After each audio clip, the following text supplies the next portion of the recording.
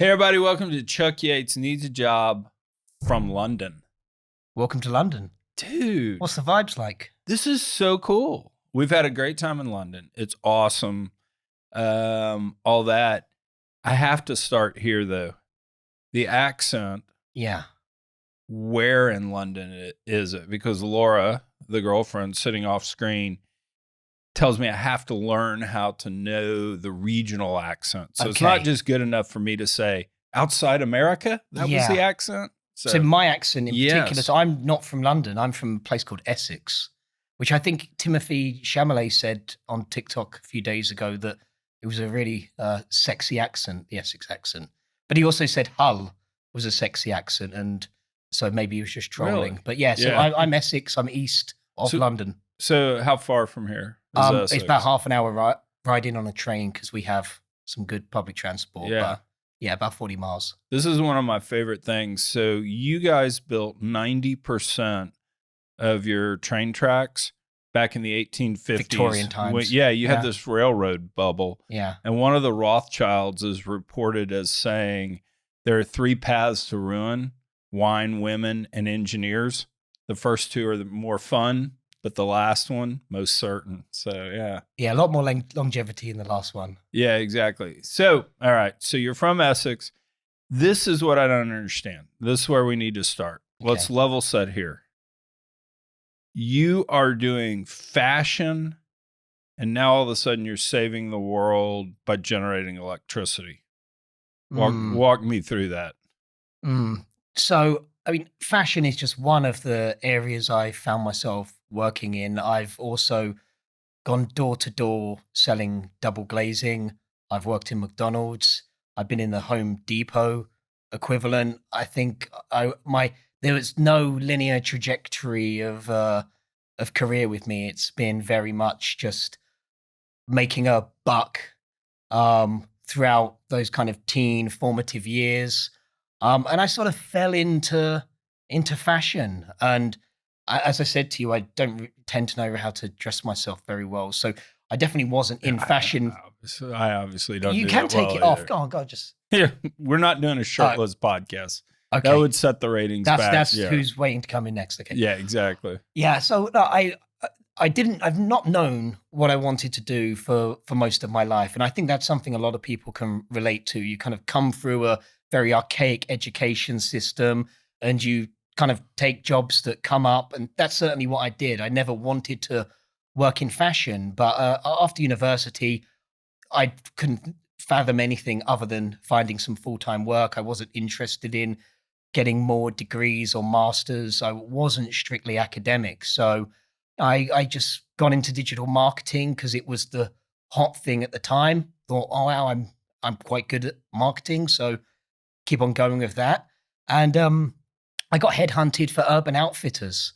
So that at the time, being in like your early 20s, getting a job at Urban Outfitters, that's pretty cool. That's pretty cool, I'll right? Give you that. That's in the cool. head office. And I, as I said earlier, I have a face for radio, so they weren't sticking me like Abercrombie. You weren't a model. No, not a model. Just caveat. We're talking nerdy marketing stuff here.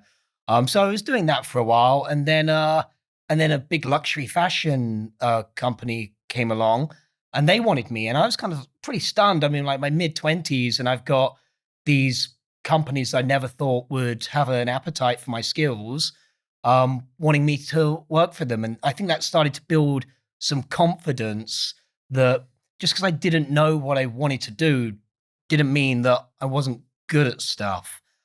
And then the big life change happened in that luxury fashion company.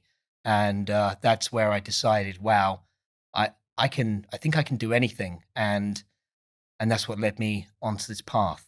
Yeah. And so what is that moment? I mean, did you read something about it, meet somebody? Yeah. I mean, there was one book that was very formative. It was Abundance by Peter H. Diamandis and Stephen Kotler.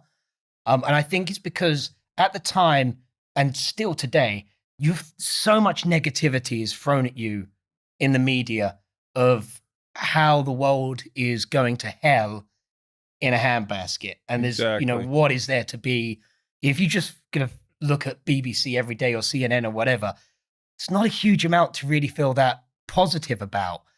So I started started reading to find a tonic in technology, and I must have read Abundance 3 or 4 times cover to cover, and then I downloaded it onto. I had these really nerdy headphones that I could go swimming with that kind of wrap around the back of your head, and I kind of put the book on there, and I must have listened to it probably 20, 30 times. And they're probably, if you started a section of the book, I could probably finish the sentence of the rest of it. Hey, sweetie, what was the book you gave me to read that had all the facts about the world on it? Factfulness. Have you read Factfulness yet? I haven't read it. It's the same kind of premise. It's a doctor. He worked in various third world countries. And he basically just laid out a bunch of facts about the world that you get from the UN. I mean, so not anything controversial, but his whole point is, 90% of the world now lives above the poverty line, as opposed to 150 years ago, it was 10%. Yeah. And what he's done, his twist on it is he created 13 questions. And he goes out and he gives everybody these 13 questions and sees how often they get it right. And routinely, he's at a room full of investment bankers. He's at, parliament, things like that. And people are getting 10 and 15% of the questions right. And it's stuff like, what's the average years of education do women get worldwide? And, he'll give A, B, and C. So, I mean, just random selection means you should get 3 or 4 of the questions right. And notoriously people don't. It's because, and one of his things is the media makes the world seem so bad and just so horrible. But Factfulness is great. It sounds a lot like Steven Pinker's work, The Better Angels of Our Nature. I think he has a TED Talk for anyone who wants just a 20-minute kind of slide by slide. We're in a much better place than we were, but we also have to recognize that there are, a subsect of the world's population who things aren't great for, and tropical islands being one of them, who are fighting against petrostates in negotiation halls as we speak in Dubai right now, about they feel like they are negotiating their survival. They don't have the same abundance that a lot of us kind of come to enjoy as just part of life in the developed world. Well, and I never really thought of that, because I mean, you go to a tropical island, it's a nice resort. I mean, that's the American way of experiencing it. And so until I started flipping through, reading about your company, I'd never really thought of it that way. But you're right. I mean, you're out there on an island. That makes sense. And from Texas, you enjoy really some of the best energy costs in the world, right? Right. You truly have energy abundance. Now, these islands, because they're so dependent on fossil fuel imports, they're paying anywhere between 4 and 10 times the unit cost per kilowatt hour that you are in Texas. But they sit in this untapped battery of solar heat energy, which is the ocean. And if they just had the equipment to extract that solar heat energy to provide baseload power, they're going to halve their energy costs overnight, and it's going to create a very different future for those islands. Get me from that, reading the book of abundance to tapping the potential of the ocean. How did you make that leap? Because at the end of the day, until you liked a tweet of mine the other day, and I just looked at your bio, and I think I pinged you on Twitter and said, dude, come on the podcast, talk about it. I had no idea there was geothermal in the ocean. I thought you and I were going to be talking about wave energy. Yeah, no, I mean, so where to start? So abundance, it was like having, because I was like putting this on my headphones every single day as I walked to and from the office in West London. I'm living in Maida Vale. I'm in my mid-20s. I'm earning really well. But I'm finding it kind of soul destroying. I'm working these crazy Black Fridays in the office sometimes till like 4 a.m. because we've just got to sell more Victoria Beckham dresses. And at the same time, I've kind of got this book, which I've started reading as a hobby, telling me that the greatest opportunity to develop technology for the rising billion in the world is right now. So I'm sort of pulling a thread, researching in my spare time. What? Yeah. There you go. All good. That the power that you just had to shut them up was amazing. I am so appreciative. I walked past the Free Palestine march up the road, and I was like, I hope they're not coming into the studio. Oh, no worries at all. Yeah. So I'll start from the. Yeah, just keep going. Yeah. Yeah. Cool. So I doubt we even edit that out. Okay. I mean, it's wild. I mean, people actually find the behind the scenes stuff kind of interesting. So. I guess in New York, you probably can't record anywhere without a siren passing. That's probably true. Yeah. So abundance is kind of, I've started reading it as a hobby, and it's planting this seed in my head that there's this rising billion coming online. And some of the greatest innovators and technologists, they don't always have the purely academic backgrounds to become who they are. And there's a great story about stone soup, and I'm really worried that if I try to tell it right now that I'll butcher it to pieces, and someone who actually knows the story of stone soup will be very angry in the comments. Do you know what stone soup means? I don't know. No? So fire away. Okay, so stone soup's this idea or like anecdote of you got these two guys stumbling upon a medieval village, and they're super hungry, right? But they haven't got anything to really offer.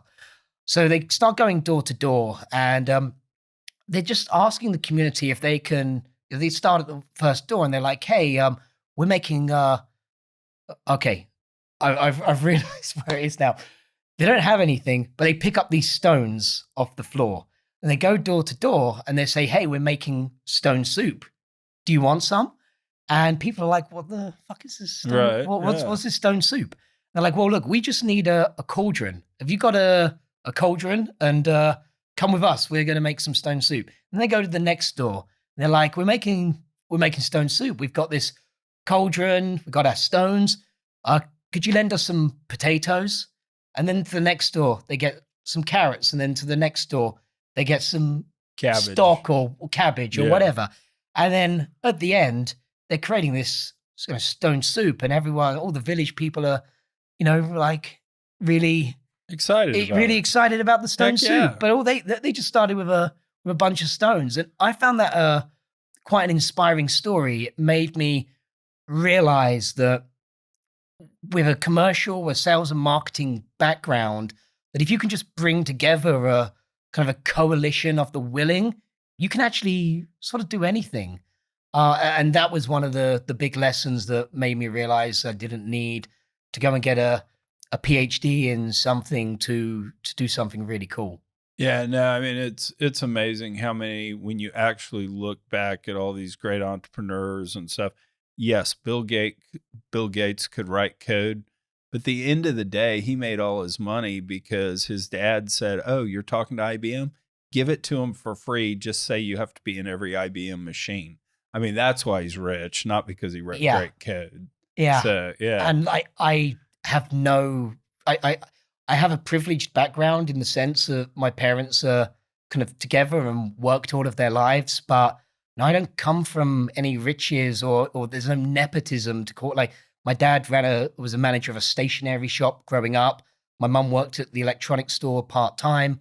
So I didn't have any favors to call in building this, and maybe we'd be a bit further ahead if I had that. Take me this. All right. So good career, marketing, also realize, okay, I can pull this together. I don't have to be the ultimate expert.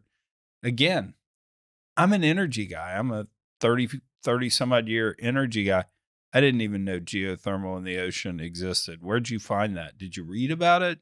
see a story on Yeah, telly or back to abundance. It's all about energy, food, and water. These are the right? places that you want to focus if you want to make change in the next kind of decades. So I was initially really captivated by water and desalination. Okay. I joined a water charity from Arizona called Water is Life.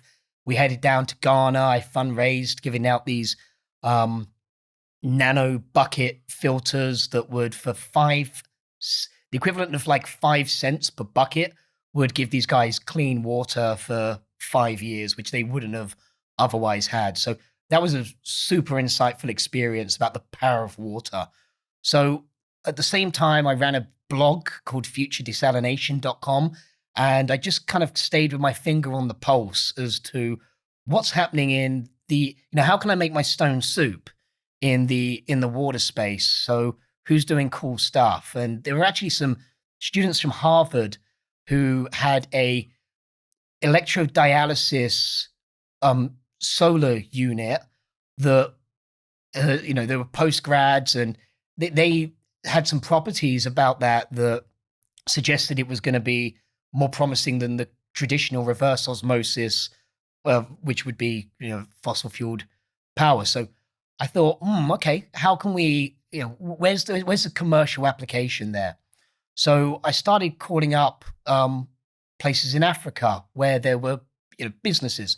And I started with Zanzibar. And I think the only reason I started with Zanzibar is that there was a world tourism conference at the Expo Center down in East London. And I just basically walked around trying to find someone who ran a business in Africa. And I found a guy who ran a resort, and I said to him, "Do you have water problems?" And he said, "Yeah, I do. It's dirty. It's expensive. I have to run this really energy intensive system." And I pitched this idea that the Harvard guys were working on. And he was like, "Oh, that sounds awesome. Do you want some land?" And I was like, yeah, that would be pretty good.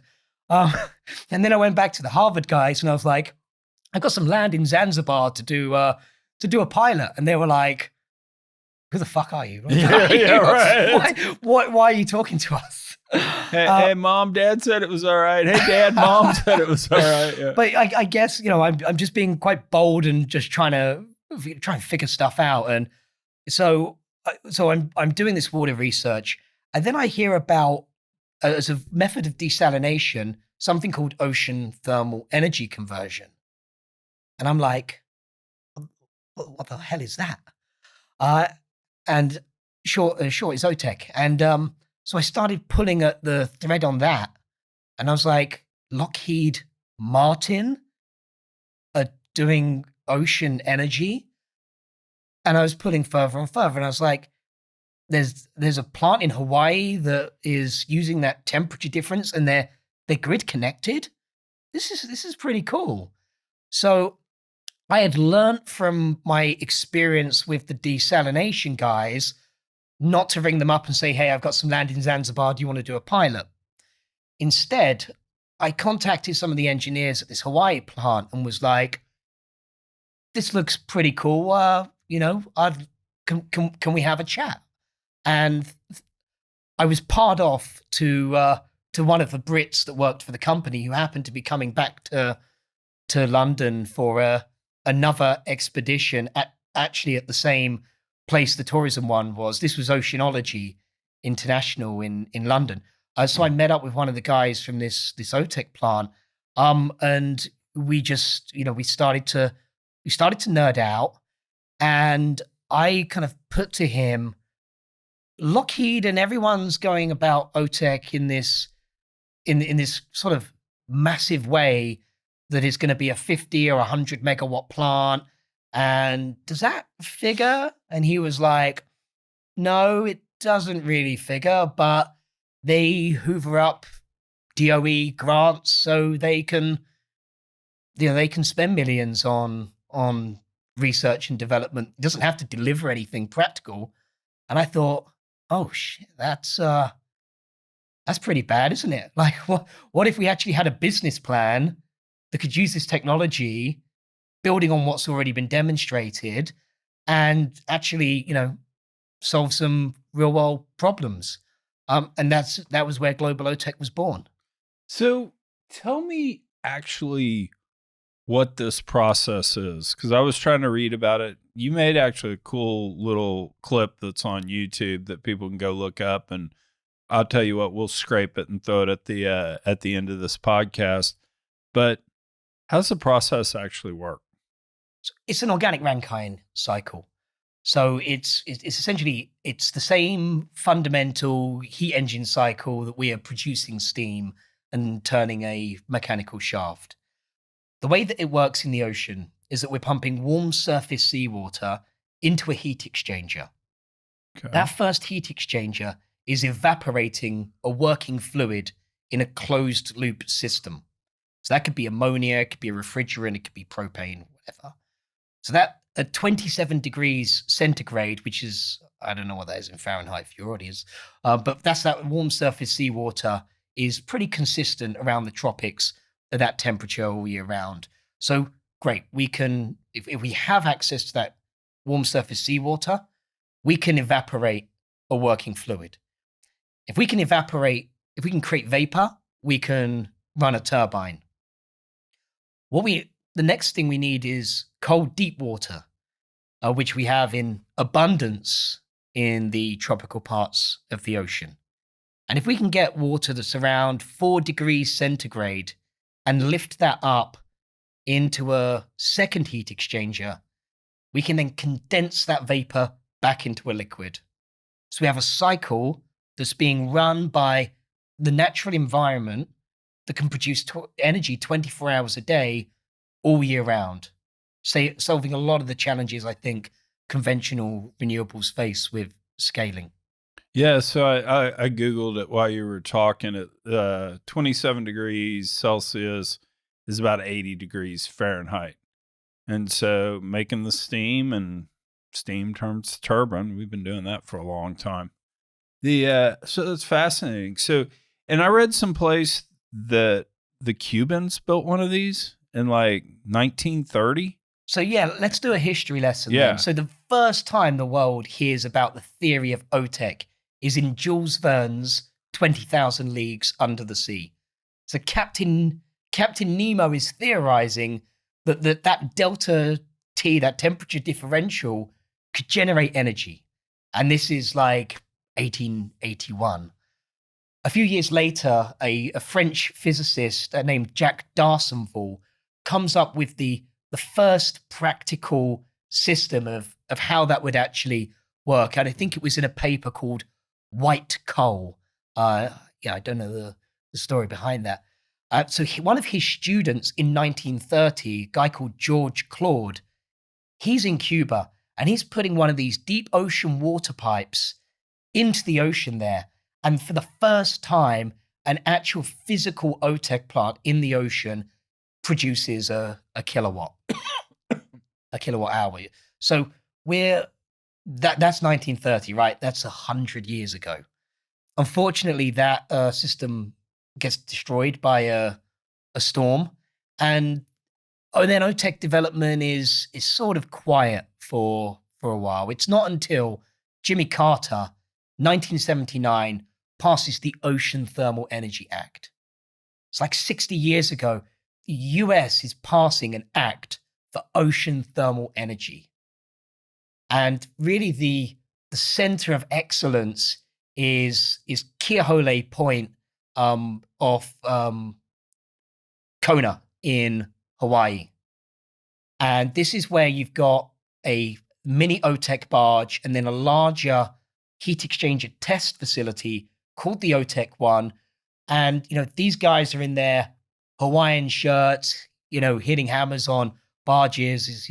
It's refreshing compared to some of the health and safety you see today. And they're deploying these cold water pipes. They're connecting them to platforms and they're generating power. Unfortunately, in 1981, Ronald Reagan comes in and pulls all of the renewable energy funding. I think there's some story that people like to say that Jimmy Carter put some solar panels on the roof of the White House and then Reagan comes in and rips them off. I don't know if there's credibility in It that sounds story. like something we would do. Yeah. Well, it also, the history of the energy business tracks when energy's cheap, all these type technologies just get dumped to the side, right? Because, if oil prices are really, really low, we don't need renewables. We don't need solar and all. And it's taken really kind of the external pressure of climate change to put it on a path to have some real research development dollars. That's exactly what happened. So Carter was responding to expensive oil and Reagan was reacting to, we've got cheap oil now.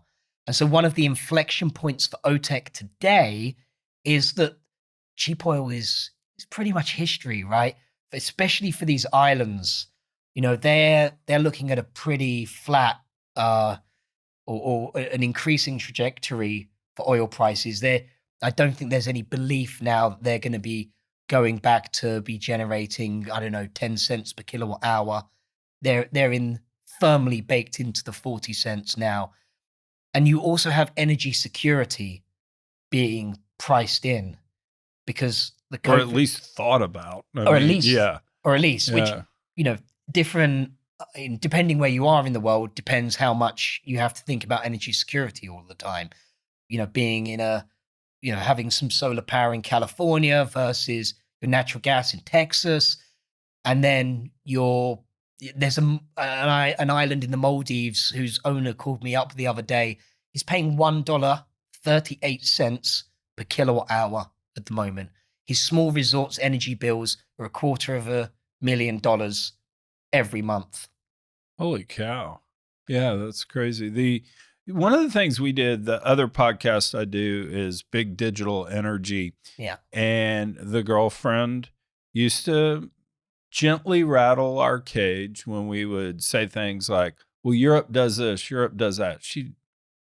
Her point, which she was correct, is, we're not a uniblock. We're 30 different countries. We have different energy needs. We have different energy resources. And so we started deep diving each country each week on the podcast, and we'd go through England, we'd go through France, we'd go through various places.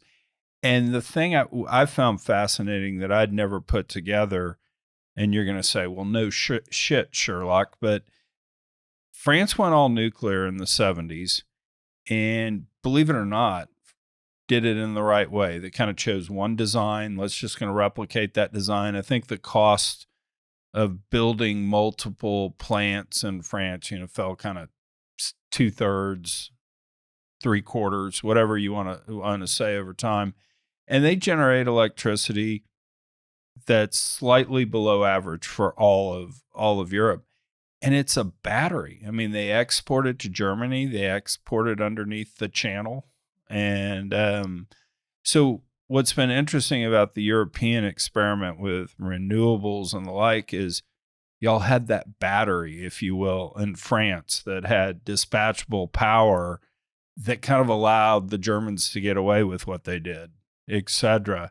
And so, the other thing that's popping up these days is just the need to have dispatchable power versus intermittent power. Because, for years, I've always said the most effective thing the environmentalists did is they convinced the world that there was no difference between dispatchable and intermittent power.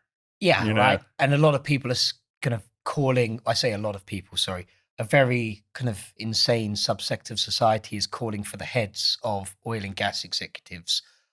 But no one's weighing in the damage that environmentalists have done by blocking the advancement of nuclear energy. Oh, yeah, totally. I think, it's funny. Have you ever heard Joe Rogan's take on nuclear energy? I haven't, no. His take is something to the effect of, it's not nuclear that's the problem. It's the fact it was built in the 70s. And just everything man produced in the 70s suck. 70s vintage cars sucked. Just tick on down the list. The problem was we couldn't build stuff in the 70s. And so you would think that's behind us. So, okay. So geothermal oceaneering, what do we call it? We call it OTEC, but maybe OTEC. it's got a bit of a branding issue because when people type in OTEC to Google now, they see a lot of what was true in the 1930s or the 1970s. It almost sounds like you need an ointment to cure it too. Ooh, I've got some OTEC. All right, you're the marketing guy. What's our brand name? Well, there's lots of different, I think it's different strokes for different folks, right? For some engineering guys, the moment we start describing OTEC, they're like, it's a heat pump in the ocean. Okay. For other guys, it's ocean geothermal or geothermal without the drilling. But if you say that to a geothermal guy, he's like, well, that's not strictly, you're not actually using the Earth's kind of crust. You're just using the ocean. So that's lame. So yeah, I don't know. I think the Urban Outfitter dude that can sell Victoria Beckham dresses to the world. Come on, man. We need to hear it. I'll tell you what, we'll keep going on this. Yeah. But by the end of the podcast, I want a cool name. Okay. All right. So OTEC. So we know this works because the Cubans did it. We know it works because they did it in Hawaii. Where's the state of the science these days? And are other people doing it besides you? Yeah, I would caveat that we know it works because of what's happened in Hawaii. We missed a chapter in the development that post Reagan in kind of 2010 onwards, there was an OTEC renaissance. This is where Lockheed Martin are involved now. You've got Mackay Ocean Engineering developing the OTEC tower that if you type in OTEC into Google today, that's probably what most people are going to see. You've got the Okinawa government in one of the southern prefectures of Japan on Kumijima Island developing a quite similar looking OTEC power plant. These systems being grid connected in 2013 and 2015 respectively, these are the milestones kind of signaling that net power is possible using OTEC. Now, it's also highlighted some challenges.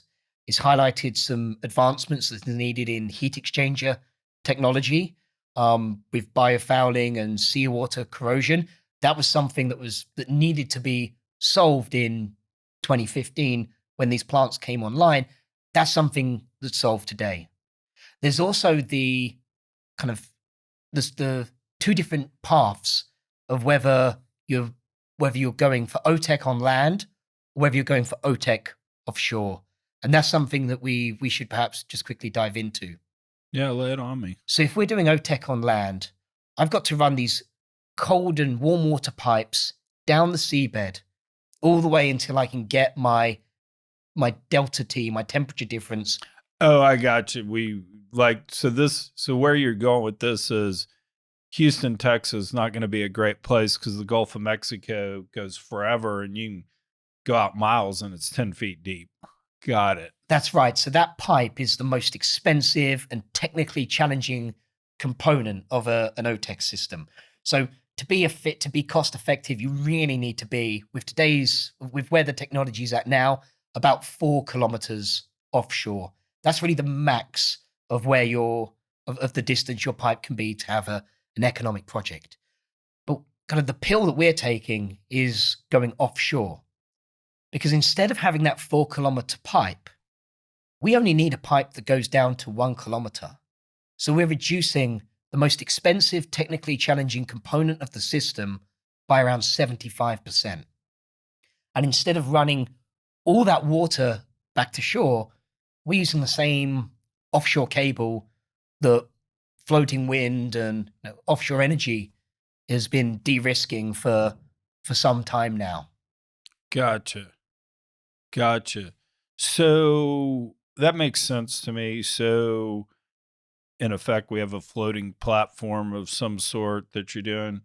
Have you built one of these yet? Have you drawn sketches for one of these? Where do you stand on? So we're kind of between the preliminary and detailed design phase at the moment. So whilst we haven't built one, there have been OTEC demonstrations on barges that have happened in Hawaii and in South Korea, but no one's approached this with a commercial view of how am I going to recoup my investment in the platform. So we're the first really to be taking this on. So it involves having a power purchase agreement or a PPA with an off-taker. It involves having a design that insurers will look at and can give you the necessary cover of a multi-million dollar platform that's sitting in the ocean generating power. Give me some sort of, and you can say this is where we're going to be when we build our 15th one, or you can just say our original one we have planned, but just some idea. How much does one of these cost? How much in the way of power can you make? Any idea of what it's going to cost to generate power?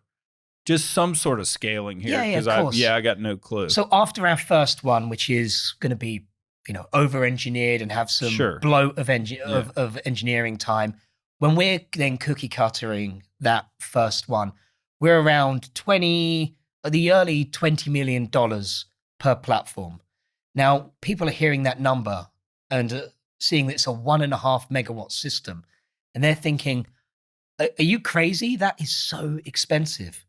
But when you consider that this is baseload power generating with an uptime of like 97%, actually, when you compare it to solar and wind, it's sort of actually the equivalent of 5 megawatts of solar or 10 megawatts of wind based on the output, the energy output.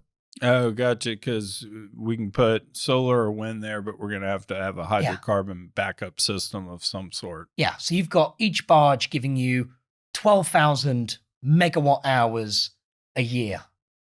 And these barges are designed, thanks to oil and gas, to last a lot longer than other renewables. And they're not requiring any precious minerals that are going to have kids diving into mines in Congo. So I think there's a lot of attributes this technology has that solves the challenges, that does what we need to do with renewable energy, but uses the huge base of offshore engineering skills that we've brought up. Because it seems like a lot of technologies, they're obsessed with land. And I understand that using terrestrial land takes out a huge amount of risk on your renewable energy project. But if you're somewhere that's very limited on land, whether that's a city, a coastal city, or a tropical island, then you're really hamstrung by only having the option to deploy onshore renewables. And this is a solution for that. So, okay, so $20 million, be cost competitive because it's baseload power. What happens when a storm shows up? Do you just take the platform away and the island sits there without power? How does that work? So we do the same things that offshore energy does. We design our platforms based on the 100 or even 1,000-year return period. So these are you look at the meteorological conditions of your location, wave heights, wind speeds, current speeds, and those are kind of relevant inputs into your design criteria. So this barge design that we're starting with isn't the design that we would use for, say, a Caribbean island. The Caribbean island, we're going to need a bigger system. We're going to be experiencing 20, maybe even 30-meter wave heights. We're going to be experiencing some intense wind speeds. Thankfully, oil and gas has been dealing with a lot of these already, whether it's in the Gulf of Mexico or excuse me. Bless you. Oil and gas have been dealing with a lot of these things already, whether it's in the Gulf of Mexico or out in Norway. It may not be a hurricane, but they get some insane wind speeds up in that part of the North Sea's nasty. I mean, in terms of an environment to operate in. So we're building on all of this. And we have a Horizon Europe grant. We've designed a kind of cylindrical hull for the more extreme weather conditions. And we're validating this to really a 30-meter wave height. So we've done all the simulations. Our engineering team are actually in the Canary Islands right now in Tenerife. We've just signed the contract for our first steel order. We bought steel. That's cool, right? Selling cool. Victoria Beckham dresses and now buying tons of steel. Yeah. Nice. That's awesome. So now that you've bought steel, when do we get to go tour it with a camera and see it actually producing electricity? So the first step is to do a structural test. So it's much lower risk to do this in the water without energy generating equipment. So this is going to be a 1:5 scale system. It's going to be still about 9 meters in diameter, the hull. And we're going to build that with a model riser or cold water pipe connection. And because of the rules of grants, we had to do this in EU waters.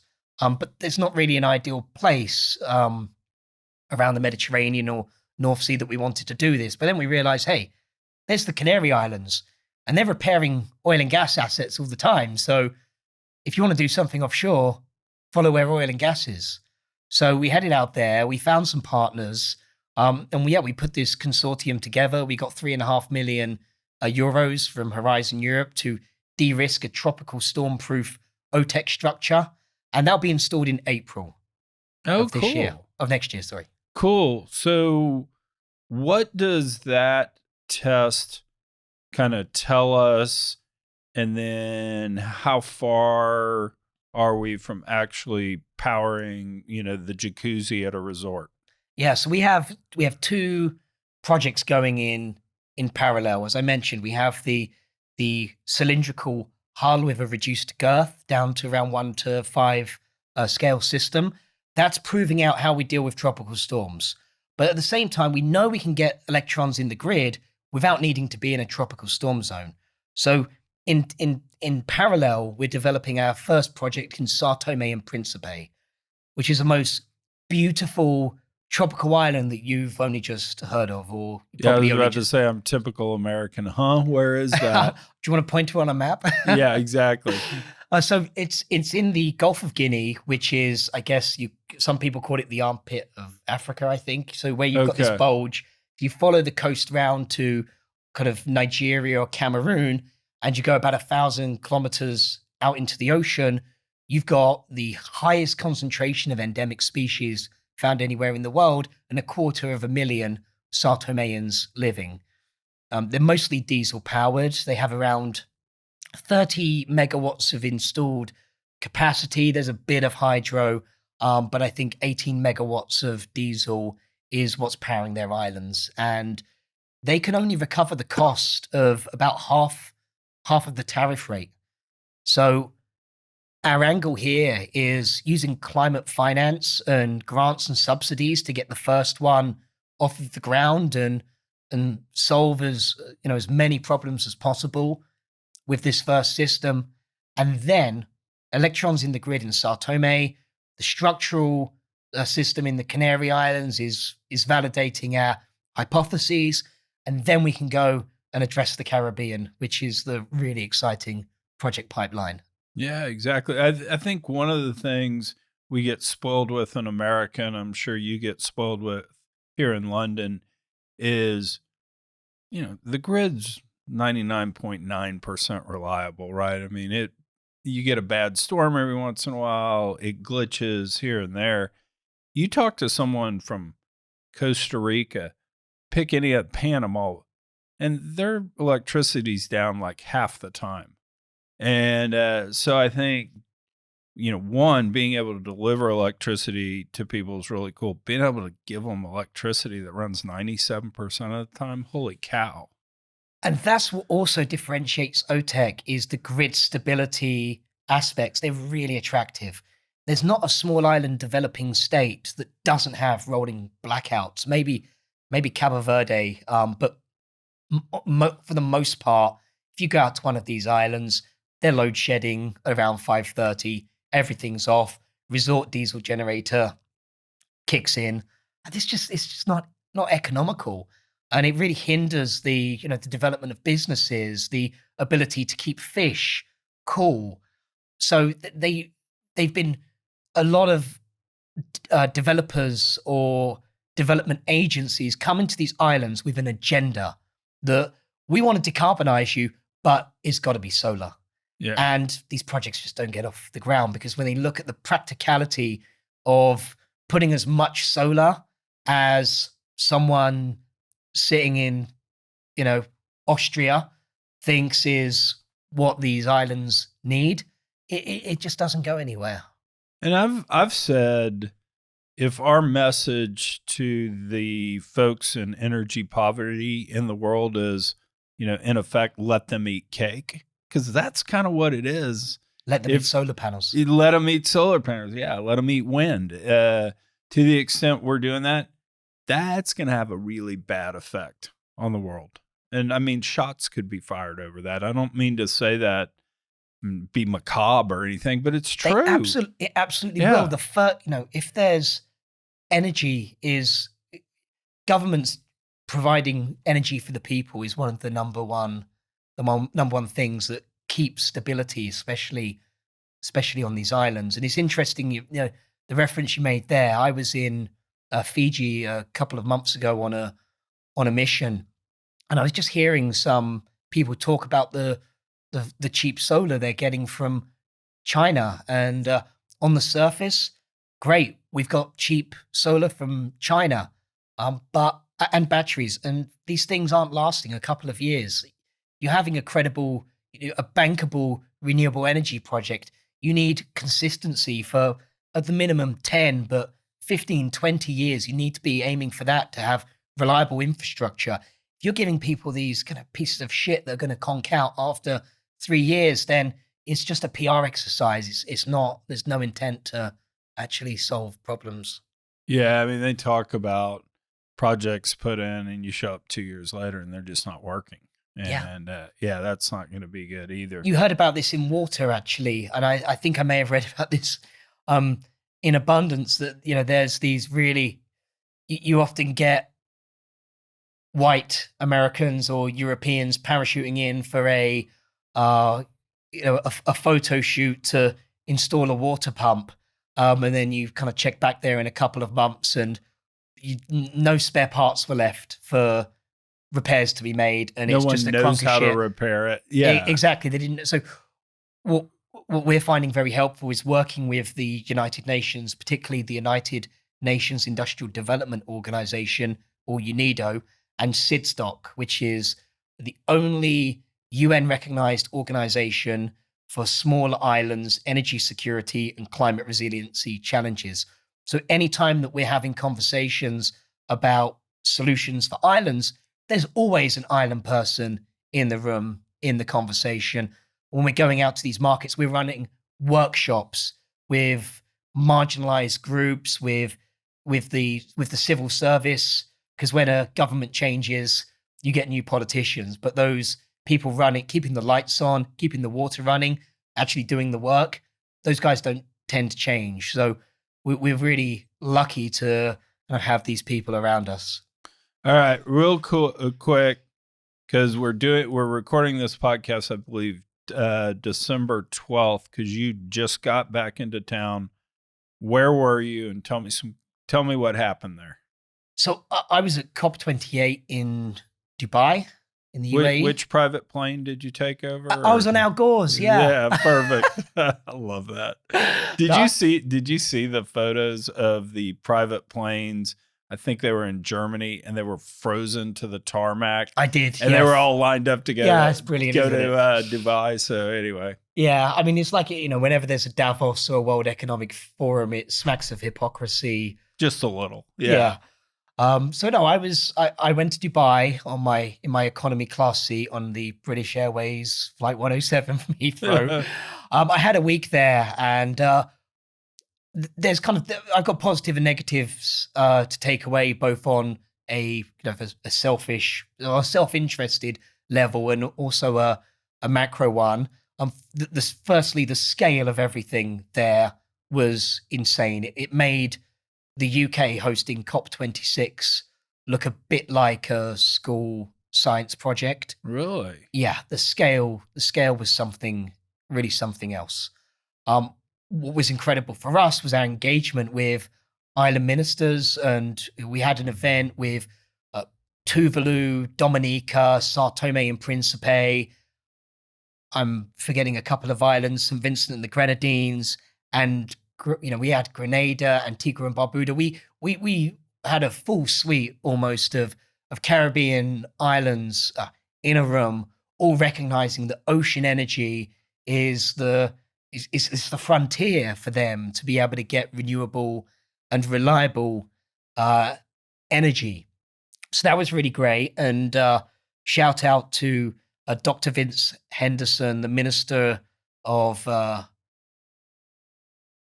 you're gonna have to cut that bit because I'm not gonna be able to I'm gonna butcher his title. But yeah, so shout out to Minister Dr. Vince Henderson of Dominica, because he was on stage in one of the main halls, and not only is he saying our islands need ocean energy and OTEC, he's saying you need to go out there and support global OTEC and help them on their mission. So it was really cool to get name checked there. Nice. That's a shout out. That's a strong celebrity shout out too. It's close to Nimble Fatty, but yeah. But on the negative side, I mean, you know, I'm following the negotiations today. You know, I think there's a bit of bad faith going on with the involvement of the oil and gas majors, but also OPEC, in frustrating what a lot of the world wants to see in this text. And I'm not in the detail. I have no background as a negotiator, so I'm speaking from a very limited experience pool on that. But certainly where we are today, it's looking pretty daunting. And now Azerbaijan is lined up to host COP29. It probably feels a bit the same of what the world can expect next year, but we'll see. Yeah, I mean it's tough because the issue I really have, you know, and look, I'll say it, I'm a homer for the oil and gas business, and I think literally you start talking top 3 to 5 inventions that have advanced mankind. Where do you start talking? I mean, wheel, fire, hydrocarbons. Absolutely. In terms of pushing it. The problem I always have with the response back is you need to be intellectually honest and say, hey, if we make energy more expensive today, people die. You know, if we make energy more expensive, there's not cheap fertilizer to grow crops, etc. But that's okay because we don't want deaths from climate change in 100 years. Frame the debate more intellectually honest, just other than, oh, these bad guys, the majors, we'd all have clean energy if it weren't for those guys.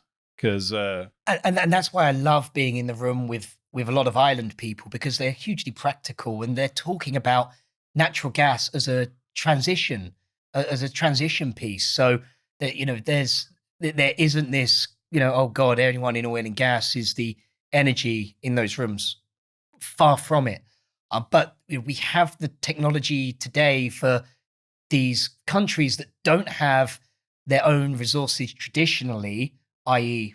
hydrocarbons, to be able to use their environment, what they've been given or what God's given them, to actually not need to pay a massive premium to take something from one side of the world to another. So I think I know we're going to need oil and gas for the rest of my life to have all of the things that we enjoy and that we're used to. And there are going to be some innovations. To your point, that the billion that don't have it are entitled to. Absolutely. I mean, and they should get that. Yeah. So yeah. I just don't want to hear from someone in a nylon jacket holding a placard saying, just stop oil, honestly. We're always sitting around going, who's going to tell them? Who's going to tell them? Dude, this was cool to come on. Now, when we have a plant up and running, can I show up with camera crew? You'll tour us around the platform and all that? Yeah, 2025. We see you in Sao Tome and Principe, probably around this time. That sounds awesome. Cool. Awesome. Appreciate again you doing this. Thank you very much. Let's go for a beer. Do it. Okay. Anything we should have covered? That was a little cheesy at the end, but whatever. Oh no, I loved it. Anything we should have covered that we didn't? I didn't really come here with an agenda of things to cover. Just came for I a was chat. just kind of like interested, asking questions. So Yeah, cool. no, I really liked how you kept on track at the beginning when I can deviate quite a lot on the origin story. I was actually flat out interested in it. It's like, how's a dude at Urban Outfitters decide they want to go save the world? That stuff's interesting to me.